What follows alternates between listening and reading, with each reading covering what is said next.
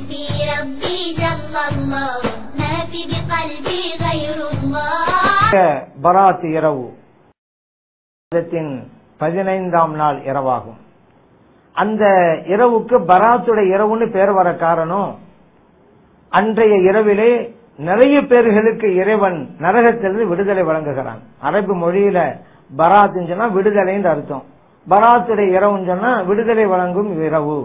அல்லாஹு தஆலா நிறைய பேர்களுக்கு எந்த அளவுக்குன்னு சொன்னா நபிகள் நாயகம் ஸல்லல்லாஹு அலைஹி வஸல்லம் சொல்லி காட்டுறாங்க, அன்றைய இரவிலே கல்பு கூட்டத்தாரிடம் உள்ள ஆடுகளுடைய உரோமங்களின் எண்ணிக்கை அளவை விட அதிகமானவர்களுக்கு அல்லாஹு தஆலா மன்னிப்பு வழங்குகிறான், விடுதலை வழங்குகிறான் என்று நபிகள் நாயகம் ஸல்லல்லாஹு அலைஹி வஸல்லம் சொல்லி காட்டியிருக்கிறாங்க.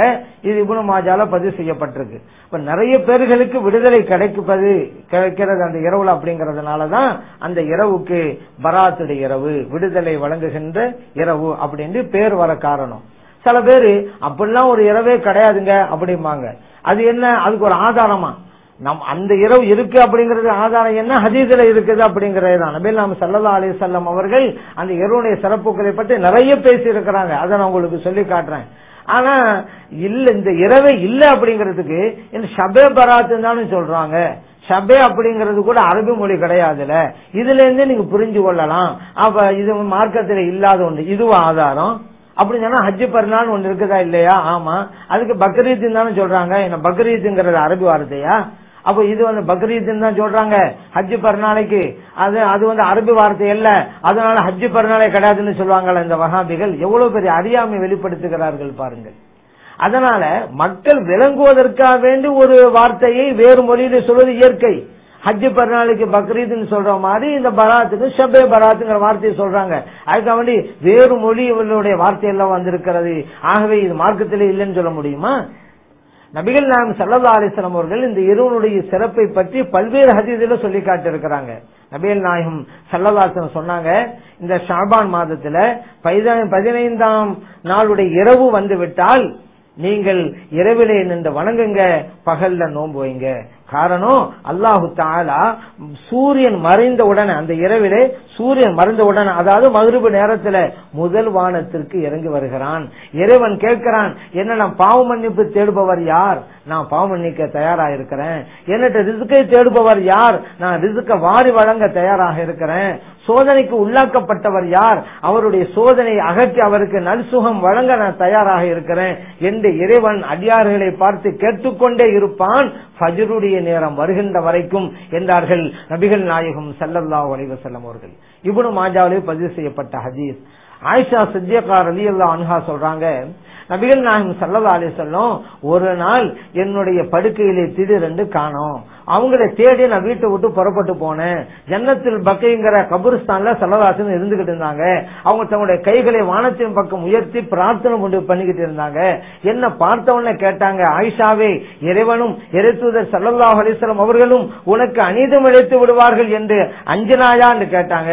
அப்படியெல்லாம் இல்லை யார சொல்லலாம், உங்கள் துணைவியருடைய வீட்டுக்கு நீங்க போயிருப்பீங்களோ என்று நினைச்சேன், அதான் நான் புறப்பட்டு தேடி வந்தேன் அப்படின்னு நான் சொன்னேன். இப்ப நபிகள் நாயகம் ஸல்லல்லாஹு அலைஹி வஸல்லம் சொன்னாங்க, ஆயிஷாவே, இந்த ஷாபான் மாதத்தினுடைய 15ஆம் நாளுடைய இரவு இருக்கிறது அல்லவா, அந்த அன்னைக்கு அல்லாஹு தஆலா முதல் வானத்திற்கு இறங்கி வருகிறான். கல்பு கூட்டத்தாரிடம் உள்ள ஆடுகளுடைய ரோமங்களின் எண்ணிக்கை அளவை விட அதிக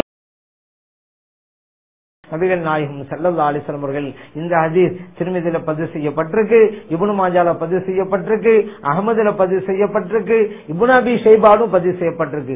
இவ்வளவு ஹதீஸ் கிதாபுல பராத் இரவுன்னு ஒண்ணு இருக்குது. அந்த இறப்புக்கு தனி சிறப்பு இருக்கிறது. நின்று வணங்கணும், பகல்ல நோன்பு வைக்கணும் என்றெல்லாம் இருக்கின்ற போது அப்படிப்பட்ட ஒரு இரவே இல்லை என்று சொல்வதற்கு எப்படி இவர்களுக்கு மனம் வந்தது? காரணம், வணக்க வழிபாடுகளிலிருந்து மக்களை தடுக்க வேண்டும் என்கின்ற எண்ணம் இருக்கிறது. அதனால இந்த இரவே கிடையாது அப்படின்னு சொல்லி புனிதமான இரவுல வணக்கங்கள் செய்வதை விட்டும் தடுக்க பார்க்கிறார்கள். அதற்கு இளைஞர்கள் இடம் அளித்து விடக்கூடாது. நம்ம படைக்கப்பட்டதே எதுக்குங்க? அல்லாஹ்வை வணங்குறதுக்கு தானங்க. இதுக்கு போய் ஒரு ஆதாரமா?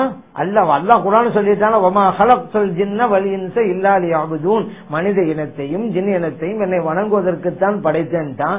அந்த அன்னைக்கு நம்ம என்ன செய்யறோம்? அல்லாஹ்வை தானே வணங்குறோம். அல்லாஹ்வுடைய பள்ளிவாசல்ல போய் வணங்குறோம், தொழுகிறோம், திக்ர் செய்யறோம், ஸலவாத் ஓதுறோம், குர்ஆன் ஓதுறோம், குர்ஆன் ஹதீஸ் சம்பந்தப்பட்ட பயான் நடத்துறோம்.